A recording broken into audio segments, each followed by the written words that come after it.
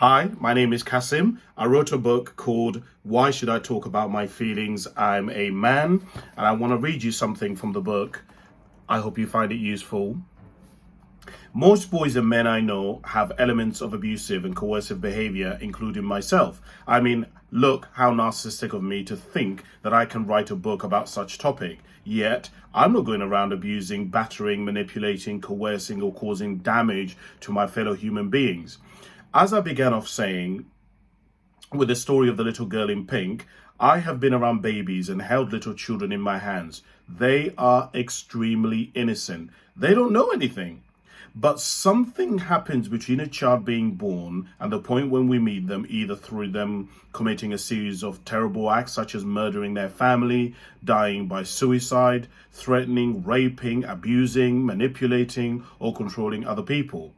I was listening to John Bradshaw's Healing the Shame That Binds You talk on YouTube, in which he also talked about this very point, which is how I came across his work on shame.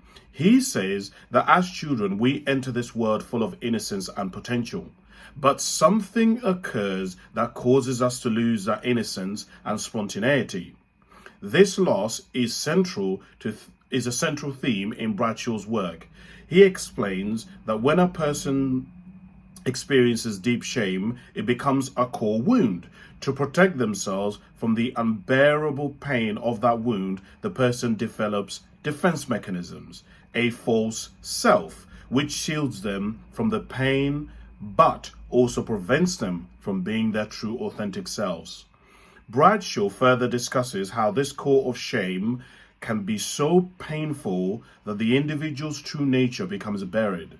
This is why I believe therapy is so important. It can help heal this deep-rooted shame. Through therapy, men can peel back these layers of defense and rediscover their authentic selves. Because as you'll find out through this book, society, culture, and the way these boys and men are raised does everything to bury that authentic self, or they grow up in such environments that to survive, they have no choice but to bury that seed and cover it up. He uses the concept of soul murder, which refers to the damage done to a person's core being when they're forced to suppress their true identity. This is a tragedy that many men experience, and it prevents them from being their full, vibrant individuals that they were meant to be. The process of becoming a full self is a tragic result of emotional and or psychological wounding that occurred in that period somewhere. Where exactly? I couldn't tell you. Human beings are not weak, but by this, I mean our spirit, our essence, our humanity is not something that can easily be broken. But when you start looking at some of the family dynamics, some of the family systems, the foster systems, the political systems, the education systems, and the wider societal systems surrounding boys and men, it's honestly frightening.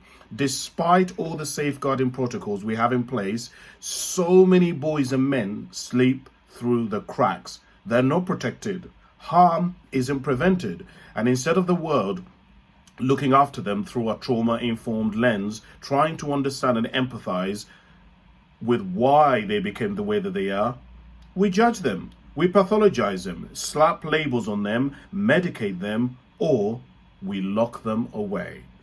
So that is a little bit about the book. The book is called Why Should I Talk About My Feelings? I'm a Man, How to Get Boys and Men into Therapy and Why They'll Actually Want to Stay. It is available everywhere. I hope you find it useful.